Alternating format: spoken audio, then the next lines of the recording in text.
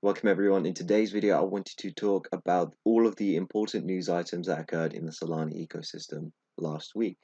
So the first piece of news comes from Mango Markets. So they've added a bunch of new markets that you can trade on. So FTT Spot and Perp, Mango Perp, Serum Perp, Ray Perp, ETH Perp, ADA Perp, and they've increased the Bitcoin perp contract all the way up to 20x leverage. So this is really cool, and it will definitely increase the value of Mango Markets over time because now there are more reasons to use the DEX as there are more and more markets being added, and now you can take an on-chain short of Cardano if you wanted to. So that's nice. Next piece of news comes from Tulip Protocol. So they've now formed a DAO. So if you have Tulip tokens, you can go on ahead, join the DAO, vote on any decisions being made. As you can see here, the treasury has $1.8 million currently controlled by the DAO, and they're projected to make 8 to 9.6 million a year. So you can check out this Medium article in more details if you want to get involved in the Tulip DAO. Next piece of news comes from Alpha Art, and they have added some utility to the Piggy SOL Gang NFT. So collection holders will get 25% discount on Alpha Art on selling fees from now on. So up to 100% discount for 4 piggies in your wallet. So 25% discount for 1 piggy, 50% discount for 2, and 75% discount for 3 piggies in your wallet. And this is nice to see because originally they abandoned their vision of doing revenue sharing for all Piggy SOL Gang holders, and that really hurt the price of this particular NFT. So if you are very active in the NFT space, this might be something that you want to consider. Next piece of news comes from Solana Art. So they're doing something very similar to Alpha Art. So they're having fee reduction for people who hold bold badges NFTs. So the more badges you hold, the more of a fee reduction you get. So 20 badges gets you 100% fee reduction. But it's not just holding these in your wallet. You actually have to stake the badges, and you have to stake them for up to 15 days. So just be wary of that. Next piece of news comes from Serum. So they've launched a $100 million liquidity money program. So this is to incentivize people to go ahead and use Solana. So Serum's native token SRM will be allocated to participating AMMs to be distributed alongside each platform's existing token incentives. So the liquidity money program targets both new and existing projects. And the first recipient of this has been Atrix Protocol. So starting from November 3rd, you can go ahead and provide liquidity in the Bitcoin, ETH, SOL, Serum, USDT, and Link pools, and then receive Serum for doing so.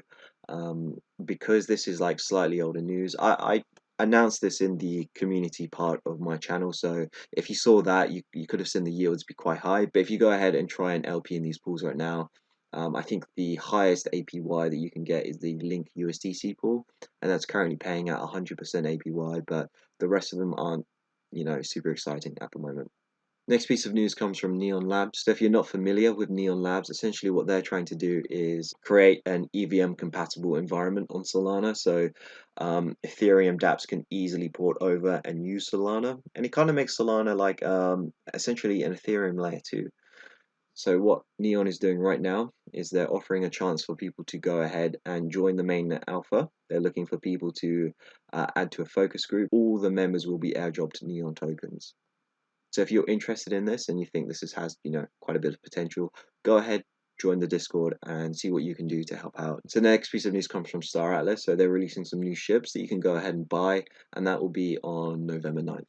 Next piece of news comes from Solend. So their IDO has finished. They've raised a bunch of funds. If you participated in the IDO, make sure to go to this IDO tab and claim your tokens.